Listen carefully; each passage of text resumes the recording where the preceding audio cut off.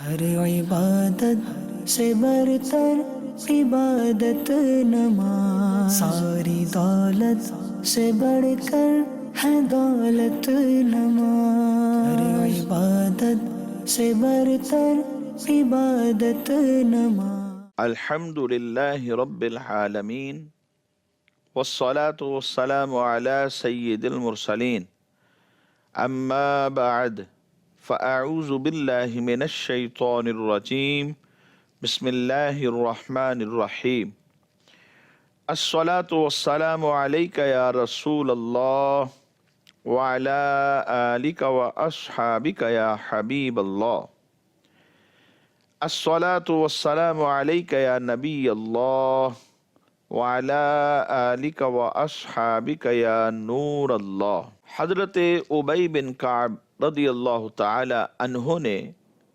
نبی پاک صلی اللہ تعالی علیہ وآلہ وسلم کی بارگاہ میں حاضر ہو کر عرض کیا، یا رسول اللہ صلی اللہ تعالی علیہ وآلہ وسلم، میں فرائض کے علاوہ اپنا تمام وقت درود پاک پڑھنے میں خرچ کیا کروں گا۔ تو نبی پاک صلی اللہ تعالی علیہ وآلہ وسلم نے ارشاد فرمایا کہ اے ابی، اگر تم ایسا کرو گے تو تمہارا یہ درود پڑھنا تمہاری تمام پریشانیوں کو دور کرنے کے لیے کافی ہوگا اور تمہارے گناہوں کا کفارہ بن جائے گا۔ صلو علی الحبیب صلی اللہ تعالی علی محمد صلی اللہ تعالی علیہ وسلم۔ پیارے پیارے اسلامی بھائیوں، مدنی چینل کے ناظرین، یہ ہے پروگرام احکام نماز اور ہم اس میں آپ کو خوش آمدید کہتے ہیں۔ حصول ثواب کی خاطر بیان سننے سے پہلے اچھی نیتیں بھی فرما لیجیے کہ فرمان مصطفیٰ صلی اللہ تعالی علیہ وآلہ وسلم ہے، نیت المؤمن خیر من عملہ، مومن کی نیت اس کے عمل سے بہتر ہے۔ مدنی چینل کے ناظرین، حضرت ام المؤمنین عائشہ صدیقہ طیبہ طاہرہ رضی اللہ تعالی عنہا سے مروی ہے کہ نبی پاک صلی اللہ تعالی علیہ وآلہ وسلم آپ اپنے دولت سرائے اقدس سے باہر تشریف لائے۔ مسجد میں صحابہ کرام علیہ مردوان کی ایک جماعت کے پاس حضور تشریف فرما ہو گئے۔ وہ لوگ آپس میں گفتگو کر رہے تھے اور ہنس رہے تھے۔ نبی پاک صلی اللہ تعالی علیہ وآلہ وسلم ان کے پاس اس حال میں آئے کہ آپ نے جو اپنے وجود مبارک پر چادر لی ہوئی تھی وہ چادر گھسٹ رہی تھی، زمین کی طرف آ گئی تو وہ گھسٹ رہی تھی اور چہرہ مبارکہ سرخ تھا۔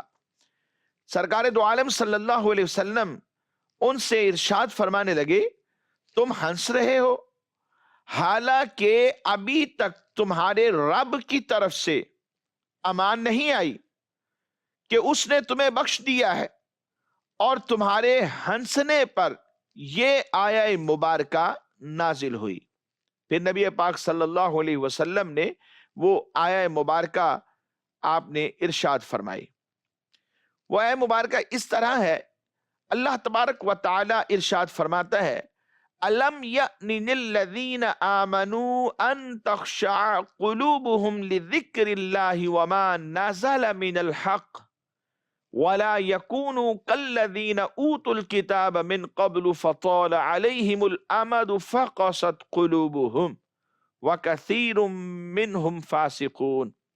فرمایا کہ کیا ایمان والوں کے لیے ابھی وہ وقت نہیں آیا کہ ان کے دل اللہ کی یاد اور اس حق کے لیے جھک جائیں جو نازل ہوا ہے، اور مسلمان ان جیسے نہ ہوں جنہیں پہلے کتاب دی گئی، پھر ان کے اوپر مدت دراز ہو گئی تو ان کے جو دل ہیں وہ سخت ہو گئے، اور ان میں بہت سے فاسق ہیں، گناہگار ہیں۔ مدنی چینل کے ناظرین، یہ آیہ مبارکہ اس وقت اس موقع پر نازل ہوئی۔ حضرت نافع رضی اللہ تعالیٰ عنہ فرماتے ہیں کہ حضرت عبداللہ ابن عمر رضی اللہ تعالی عنہما جب اس آیہ مبارکہ کو تلاوت کیا کرتے تھے تو آپ کی آنکھوں سے آنسو جاری ہو جاتے، اتنا روتے کہ آپ بے حال ہو جایا کرتے تھے۔ اور یہی وہ آیت مبارکہ ہے جس کو سن کر بہت سارے لوگ ہیں جو اپنے گناہوں سے تائب ہو گئے، انہوں نے گناہوں کو ترک کر دیا، چھوڑ دیا، ایون کہ اللہ تبارک و تعالی نے ان کو ولایت کے جو عظیم مراتب ہیں وہ بھی عطا فرمائے۔ ان میں سے ایک حضرت فضیل بن عیاض رضی اللہ تعالیٰ عنہ ہیں، آپ کی توبہ بھی بڑی مشہور ہے۔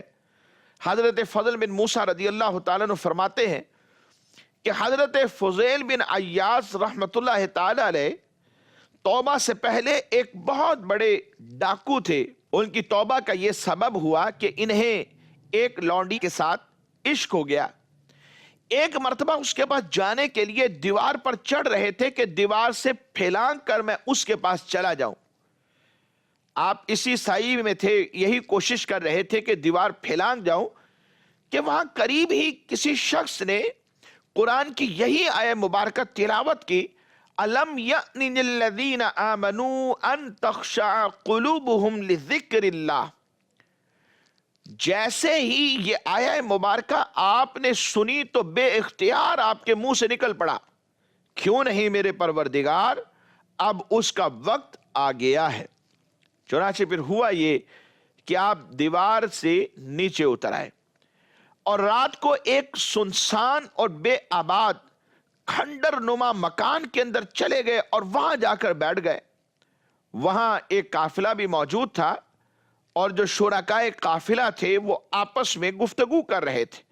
بعضوں کا کہنا یہ تھا کہ ہم سفر کو جاری رکھیں گے، یہاں پر ٹھہریں گے نہیں، اور بعض یہ کہہ رہے تھے کہ نہیں بھائی، سفر کو جاری نہیں رکھنا، یہاں پر رک جاتے ہیں، جب صبح ہو جائے گی تو پھر اس کے بعد ہم یہاں سے روانہ ہوں گے۔ اور اس کی وجہ وہ یہ بیان کر رہے تھے کیونکہ فضیل بن عیاض یہ ڈاکو اسی طرف میں یا اسی اطراف کے اندر وہ ڈاکہ زنی کیا کرتے ہیں، لوگوں پر حملہ کرتے ہیں، انہیں لوٹ لیتے ہیں۔ حضرت فضیل بن عیاض رحمت اللہ تعالی علیہ آپ نے قافلے والوں کی باتوں کو سماعت کیا تو غور کرنے لگے اور کہا کہ افسوس ہے، میں رات کے وقت بھی گناہ کرتا رہتا ہوں اور میرے گناہوں کی وجہ سے مسلمانوں کا حال یہ ہے کہ وہ مجھ سے اتنے زیادہ خوف زدہ رہتے ہیں، حالانکہ اللہ تبارک و تعالی مجھے آج ان کے پاس اس حال میں لایا ہے کہ میں اپنے جرم سے اللہ کی بارگاہ میں رجوع کر چکا ہوں۔ اے اللہ، میں تیری بارگاہ میں توبہ کرتا ہوں اور اب میں ساری زندگی کعبۃ اللہ کی مجاوری میں گزار دوں گا۔ یہ آیت مبارکہ بھی حضرت فضیل بن عیاض رضی اللہ تعالی عنہ کی توبہ کا سبب بن گئی۔ تو مدنی چینل کے ناظرین، اس آیت مبارکہ کے آخری حصے میں ارشاد فرمایا وَلَا يَكُونُوا كَالَّذِينَ أُوتُوا الْكِتَابَ مِن قَبْلِ، اور مسلمان ان جیسے نہ ہوں جنہیں پہلے کتاب دی گئی۔ اس آیت میں اللہ تبارک و تعالی نے مسلمانوں کو یہود و نصارہ کی مشابہت کو اختیار کرنے سے منع فرما دیا۔ جنہیں اس سے پہلے کتاب دی گئی، ان کے پاس توریت آئی، ان کے پاس انجیل آئی، جب ان پر ان کے اور ان کے انبیاء علیہم السلام کے درمیان کی مدت دراز ہو گئی تو ان کا یہ حال ہوا کہ انہوں نے اپنے ہاتھوں سے اللہ تبارک و تعالی کی کتاب کے اندر تحریفیں کرنا شروع کر دی، تبدیلیاں کرنا شروع کر دی، اور اس کے بدلے میں تھوڑی سی قیمت حاصل کر لی اور اس کتاب کو اپنی پیٹھ کے پیچھے پھینک دیا، یعنی عمل نہیں کرتے تھے، صرف نام کی کتاب ان کے پاس رہ گئی، عمل دور ہو گیا، اور مختلف نظریات اور عجیب و غریب جو اقوال تھے اس کے در پہ ہو گئے۔ دین الہی کے احکام پر لوگوں کے کہنے کے مطابق عمل کرنے لگے، اور انہوں نے اپنے علماء اور راہبوں کو اللہ تبارک و تعالی کے علاوہ معاذ اللہ اپنا رب مان لیا۔ پھر کیا ہوا؟ ان کے جو دل ہیں وہ سخت ہو گئے، اور اس سختی کی وجہ سے ان کا حال یہ ہو گیا کہ کسی کی بھی نصیحت کو قبول نہیں کرتے تھے، اور نہ ہی جنت کی بشارت اور جہنم کی وعید سن کر ان کے دل نرم ہوتے تھے۔ ان کے سامنے جنتوں کی بشارت کی بات کریں کہ جنت کے اندر مختلف نعمتیں ملیں گی، تب بھی دل میں نرمی نہیں آتی تھی۔ یعنی ایک بندے کے دل میں شوق پیدا ہوتا ہے جب اسے ایک ٹارگٹ دیا جاتا ہے کہ فلاں نعمت تمہیں ملے گی، فلاں تمہیں چیز مل جائے گی، پھر وہ ٹارگٹ کرنے کی کوشش کرتا ہے۔ ایسا بھی نہیں ہوتا تھا۔ یا جہنم کی وعید سنائی جائے، ڈر سنایا جائے، تو ڈر سن کر بھی ان کے دل نرم نہیں ہوا کرتے تھے، ان کے دل بھی فاسد اور اعمال بھی باطل ہو چکے تھے۔ جیسا کہ اللہ تبارک و تعالیٰ نے ارشاد فرمایا فَبِمَا نَقْضِهِمْ مِيثَاقَهُمْ لَعَنَّاهُمْ وَجَعَلْنَا قُلُوبَهُمْ قَاسِيَةً يُحَرِّفُونَ الْكَلِمَ عَن مَّوَاضِعِهِ وَنَسُوا حَظًّا مِّمَّا ذُكِّرُوا بِهِ، تو ان کے عہد توڑنے کی وجہ سے ہم نے ان کے اوپر لعنت کر دی۔ لعناہم، ہم نے ان کے اوپر لعنت کی، کیوں کی؟ فَبِمَا نَقْضِهِمْ مِيثَاقَهُمْ، ان کے وعدوں کو توڑنے کی وجہ سے کی۔ وَجَعَلْنَا قُلُوبَهُمْ قَاسِيَةً، اور ہم نے ان کے دلوں کو سخت کر دیا۔ يُحَرِّفُونَ الْكَلِمَ عَن مَّوَاضِعِهِ، وہ اللہ تبارک و تعالیٰ کی باتوں کو ان کے مقامات سے بدلتے تھے، تحریفیں کرنے لگے۔ يُحَرِّفُونَ الْكَلِمَ عَن مَّوَاضِعِهِ، اور انہوں نے ان نصیحتوں کا بڑا حصہ بھلا دیا جو انہیں کی گئی تھی۔ یعنی ان کے دلوں میں فساد آ چکا تھا، جس کی وجہ سے وہ سخت ہو گئے، اور اللہ تبارک و تعالیٰ کی کتاب میں تحریف کرنا، تبدیلی کرنا ان کی فطرت ثانیہ بن چکی تھی۔ انہوں نے وہ کام کرنے چھوڑ دیے جن کے کرنے کا انہیں حکم دیا گیا، اور ان کاموں کو کرنے لگے کہ جن سے انہیں منع کیا گیا۔ اسی وجہ سے اللہ تبارک و تعالیٰ نے امور اصلیہ اور فرعیہ یعنی عقائد اور احکام میں سے کسی ایک چیز میں بھی ان کی مشابہت کرنے سے ہمیں منع فرما دیا۔ آج بھی بہت سارے مسلمان، ایک تعداد ہے، مسلمان تو ہیں لیکن نماز نہیں پڑھیں گے، قرآن نہیں پڑھیں گے، قرآن کے احکامات پر عمل نہیں کریں گے، بس نام کا اسلام رہ گیا، اور عمل کی اعتبار سے گویا کہ اسلام کو پس پش ڈال دیا۔ کہتے تو ہیں قرآن اللہ کی کتاب ہے، مانتے ہیں، لیکن عمل نہیں کرنا۔ نہ نماز پڑھیں گے، نہ نماز کے احکام کو سیکھیں گے، حج فرض ہے کرنے نہیں جائیں گے، رمضان المبارک آ گیا، چھوٹی سی تکلیف کی وجہ سے عذر شرعی بھی نہیں ہے، رمضان کا روزہ چھوڑ دیں گے، یعنی بے عملی کا مظاہرہ کرتے ہیں۔ اللہ تبارک و تعالیٰ نے ان چیزوں سے ہمیں منع فرمایا کہ یہود و نصارہ کی مشابہت ہم اختیار نہ کریں۔ اللہ تبارک و تعالیٰ کے اس حکم کو سامنے رکھتے ہوئے ہم سب کو نصیحت حاصل کرنی چاہیے، جو اپنی صورت اور اپنی سیرت، اپنے کردار، ان تمام معاملات میں بطور خاص جو لوگ ان کی مشابہت کو اختیار کرتے ہیں انہیں رجوع کر لینا چاہیے، توبہ کرنی چاہیے۔ خدا نخواستہ جن کی نمازیں قضا ہو جاتی ہیں اس عمل سے بھی رجوع کرنا چاہیے، اور نماز کو ترک نہیں کرنا چاہیے، کیونکہ نماز اللہ تبارک و تعالیٰ کو راضی کرنے کا سبب ہے۔ نماز یہ مومن کی معراج ہے۔ نماز میں نبی علیہ السلام نے فرمایا میری آنکھوں کی ٹھنڈک ہے۔ نماز دنیا کی کامیابی ہے اور آخرت میں بھی بندے کو سرخرو کر دیتی ہے۔ اللہ کرے کہ ہم اللہ تبارک و تعالیٰ کے احکام پر مکمل طور پر عمل کرنے والے بن جائیں۔ مدنی چینل کے ناظرین، آئیے آج کے اس سلسلے میں ہم چند ایک سوالات بھی احکام نماز کے حوالے سے شامل کرتے ہیں۔ بعض لوگوں کی زبان سے یہ کلمات سننے کو ملتے ہیں کہ ایک نماز قضا کرنے پر 80 برس جہنم کی آگ میں لٹکایا جائے گا۔ کیا یہ کوئی حدیث ہے؟ بعض لوگ کہتے ہیں کہ یہ حدیث ہے، کیا ان کا یہ کہنا درست ہے یا نہیں ہے؟ ناظرین، سب سے پہلے یہ بات ذہن میں رکھیے کہ بلا وجہ شرعی جان بوجھ کر ایک وقت کی بھی نماز قضا کر دینا یہ سخت کبیرہ گناہ ہے، ناجائز ہے، حرام ہے۔ ایسا شخص ہزاروں برس جہنم میں رہنے کا مستحق ہے جب تک کہ یہ توبہ نہ کرے اور وہ جو نماز قضا ہو گئی تھی اسے پڑھ نہ لے۔ قرآن و حدیث میں اگر آپ دیکھیں تو نماز قضا کرنے کی شدید مذمت کو بیان کیا گیا ہے۔ ایسے بد نصیب لوگوں کا نام روایتوں میں آتا ہے کہ جہنم کے دروازے پر لکھ دیا جاتا ہے، اور دروازہ بھی وہ کہ جس سے یہ جہنم میں بعد میں داخل ہوں گے۔ لہذا ہر مسلمان پر لازم ہے کہ وہ نمازوں کی پابندی کرے، کیونکہ نماز کا خطاب ہر مسلمان عاقل و بالغ مرد عورت ان سب کے اوپر ہے کہ نماز کی پابندی کرے، اور اس معاملے میں ہرگز کوتاہی کا شکار نہیں ہونا چاہیے، ورنہ پھر کیا ہوگا؟ اللہ تبارک و تعالیٰ کی ناراضی کی وجہ سے آخرت میں شدید عذاب کا سامنا کرنا پڑے گا۔ البتہ جہاں تک یہ معاملہ ہے کہ یہ حدیث ہے یا نہیں، یعنی ایک وقت کی نماز قضا کرنے پر 80 برس جہنم میں لٹکایا جائے گا، ایسی کوئی حدیث ہماری نظر سے کسی معتبر کتاب میں نہیں گزری۔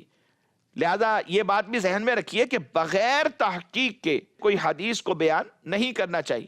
خدا نخواستہ اگر ایسا ہو گیا کہ وہ حدیث نہیں ہے اور ہم نے نبی پاک صلی اللہ علیہ وسلم کی ذات پاک کے ساتھ اسے منسوب کر دیا، تو کثیر روایتوں کا مفہوم یہ ہے کہ نبی پاک صلی اللہ علیہ وسلم نے فرمایا کہ جان بوجھ کر جس نے کوئی ایسی بات میری طرف منسوب کر دی جو میں نے نہیں کہی، تو وہ اپنا ٹھکانہ جہنم میں بنا لے۔ سوشل میڈیا پر اس کی بھرمار ہے، ایک بات کسی نے بیان کی وہی اٹھا کے بار بار ڈالتے رہتے ہیں، اور بہت ساری چیزیں اس میں ایسی ہیں جن کی کوئی سند ہی نہیں ہوتی۔ اس لیے ناظرین ہمیں ان باتوں سے بچنا ہے۔ سب سے پہلے یعنی فرسٹ آف آل اس بات کی تحقیق کیجئے، علماء حقہ سے رجوع کریں، ان سے پوچھیں کہ آیا کہ یہ حدیث مبارک ہے یا واقعی کوئی قول ہے یا بات یہ کہیں شریعت کے خلاف تو نہیں۔ اگر ہمیں یہ پتا چلے کہ یہ کوئی قرآن کی آیت ہے یا حدیث مبارک ہے، اگرچہ کسی صحابی کا قول ہے یا کسی تابعی کا قول ہے یا بزرگان دین کے اقوال میں سے ہے یا کوئی دینی بات ہے، شریعت کی کوئی بات ہے، تو پھر اسے آگے سینڈ کرنا چاہیے یا لوگوں میں شیئر کرنا چاہیے، ورنہ اس سے پہلے اپنی ذات کو بچانا چاہیے کہ کہیں خدا نہ خواستہ ایسا نہ ہو کہ ہم انجانے میں کوئی گناہ نہ کر بیٹھیں۔ اللہ کریم عمل کی توفیق دے۔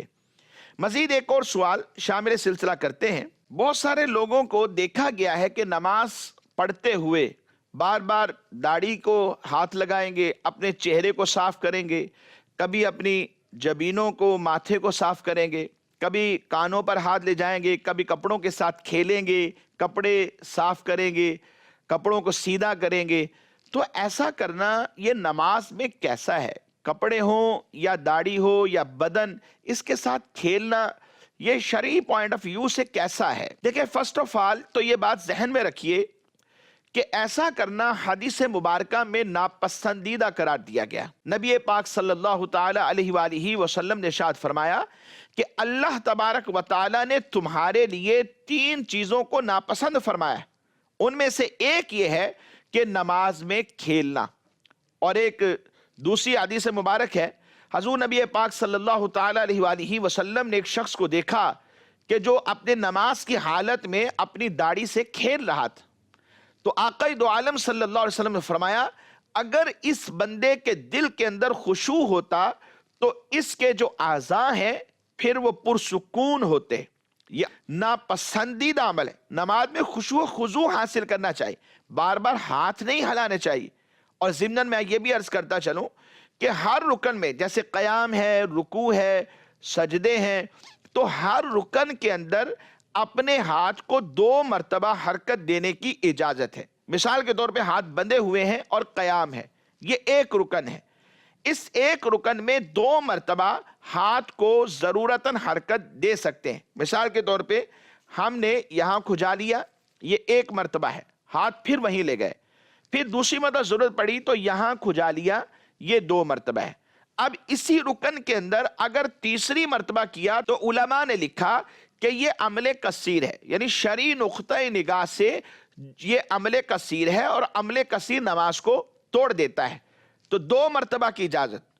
تو جو بعض لوگوں کو دیکھا جاتا ہے وضو کر کے آتے ہیں، अज़ाए वुज़ू खुश्क नहीं करते और फिर आके नमाज में शामिल हो जाते हैं और फिर बार बार अपने चेहरे को, दाढ़ी को, सर के बालों को, कानों को खुजाते रहते हैं, खेलते रहते हैं। इस तरह कई मर्तबा ऐसा होता है कि लोगों की नमाज टूट चुकी होती है और लेकिन उनको इल्म नहीं होता। इन अफ़ाल से बचना है और मुतलकन खा वो एक दो मर्तबा ही हो, दाढ़ियों से खेलना, कपड़ों से खेलना, ये नापसंदीदा अमल है। बिल्कुल खुशू और खुजू के साथ नमाज जब पढ़ें तो नमाज अदा करनी चाहिए। मजीद एक और सवाल शामिल सिलसिला करते हैं। सवाल यह है कि यह भी सुना गया है कि नमाज में अगर कोई शख्स नमाज पढ़ते हुए इधर उधर देखता है तो उसकी बेनाई चले जाने का अंदेशा है। क्या यह हदीस मुबारका है? सबसे पहले यह बात जहन में रखें कि नमाज एक अहम तरीन इबादत है और अल्लाह तबारक व तआला का कुर्ब हासिल करने का एक अहम जरिया है। नमाज में बंदा अल्लाह तबारक व तआला की बारगाह में हाजिर होकर मुनाजात पेश कर रहा होता है। अहादीस तय्यबा के मुताबिक नमाज में अल्लाह तबारक व तआला की जो रहमत है ये बंदे की तरफ मुतवज्जे होती है उस वक्त के जब ये नमाज पढ़ रहा है। और ये कब तक मुतवज्जे रहती है? रिवायतों में आता है जब तक ये बंदा इधर उधर मुतवज्जे ना हो, यानी अपनी नमाज में ही नमाज जैसी अदा करनी चाहिए वैसी नमाज पढ़ रहा है, इधर उधर तवज्जो नहीं कर रहा, तो अल्लाह तबारक व तआला की रहमत इसकी तरफ मुतवज्जे होती है। इसलिए हमें चाहिए कि नमाज में इधर उधर देखने की बजाय खुशू खुजू के साथ नमाज अदा करनी चाहिए। अब जहां तक मामला यह है कि नमाज में इधर उधर देखना, तो नमाज में अगर चेहरा कसदन दाएं या बाएं फेरेंगे, खा पूरा चेहरा फेरा जाए या थोड़ा फेरा जाए, यह अमल मकरूह तहरीमी, नाजायज और गुनाह है। नमाज पढ़ते हुए चेहरा यूं फेर लिया, खा पूरा ही फेर लिया या थोड़ा फेरा, तो यह मकरूह तहरीमी, नाजायज और गुनाह का अमल है। और चेहरा घुमाए बगैर सिर्फ आंखें फेर कर बिला जरूरत इधर उधर देखना, जैसे बहुत सारे लोग हैं पूरी मस्जिद का तवाफ कर लेते हैं, हाथ बंधे हुए हैं, चेहरा भी बिल्कुल सीधा है, लेकिन आंखों से कभी इधर देखेंगे, कभी ऊपर देखेंगे, कभी नीचे, कभी इधर उधर, आगे पीछे देखते रहते हैं, या मेहराब के ऊपर नजर रखते हैं, सामने दीवार के ऊपर नजर रखते हैं, इधर उधर घुमाते रहते हैं। ऐसा करना भी मकरूह तंजीही, एक नापसंदीदा अमल है। यह बात ज़हन में रखिए। हाँ, अगर ये अमल किसी सही गर्ज की वजह से है तो वो एक अलग चीज है। सही गर्ज मकसूद नहीं है तो अब इसमें हर्ज है। ये मकरूह तंजीही खिलाफे ओला अमल है, ये नापसंदीदा अमल है। ऐसा अमल नमाज में नहीं करना चाहिए। और जहां तक सवाल में हमने जिक्र किया कि बिनाई चले जाने का मामला है, तो ये वईद दाएं बाएं नजरें घुमाने के मुतालिक नहीं है, बल्कि नमाज में दौराने नमाज आसमान की तरफ आंखें उठाकर देखने के हवाले से है। और नमाज में आसमान की तरफ नजर उठाकर देखना यह भी मकरूह तहरीमी अमल है। मैं हदीस मुबारक भी आपको अर्ज कर देता हूं। नबी पाक सल्लल्लाहु ताला अलैहि वसल्लम ने इरशाद फरमाया, उन लोगों का क्या हाल है जो नमाज में आसमान की तरफ नजरें उठाकर देखते हैं। नबी पाक सल्लल्लाहु अलैहि वसल्लम ने इस मामले में फिर सख्ती फरमाई, शिद्दत फरमाई, यानी गोया बार बार इरशाद फरमाया होगा, यहां तक के फरमाया वो लोग इस अमल से बाज आ जाएं या उनकी आंखें उचक ली जाएंगी। सही बुखारी की हदीस मुबारक। इसलिए मदनी शहर के नाज़रीन, खुशू खुजू के साथ नमाज पढ़ने, क़याम में बिल्कुल सजदे की जगह पर नजर रखें, और जब रुकू में जाएं तो पांव पे नजर रखें, और जब बैठे कादे में हो तो अपनी गोद में नजर रखें। खुशू खुजू के साथ नमाज पढ़ें ताकि रब राजी हो जाए। अल्लाह करीम हम सब को अमल की तौफीक दे। मदनी चैनल के नाज़रीन, आइए आज के सिलसिले में चंद रिकॉर्डेड सवालात भी शामिल करते हैं। मुफ्ती साहब की बारगाह में मेरा सवाल है कि अगर गुस्ल फ़र्ज हो लेकिन नमाज का वक़्त इतना कम हो कि गुस्ल ना कर सकें तो फिर क्या किया जाए? जवाब इनायत फरमा दें। अगर किसी शख्स के ऊपर गुस्ल फ़र्ज हो गया, मसलन नमाज फजर के लिए आँख खुली, जब टाइम देखा तो टाइम बड़ा थोड़ा था कि गुस्ल करने के बाद ये 2 रकत फ़र्ज भी अदा नहीं कर सकते, यानी इतना वक्त था कि गुस्ल करने अगर चले जाएं तो बाद में 2 रकत फ़र्ज पढ़ने का टाइम भी नहीं बचेगा।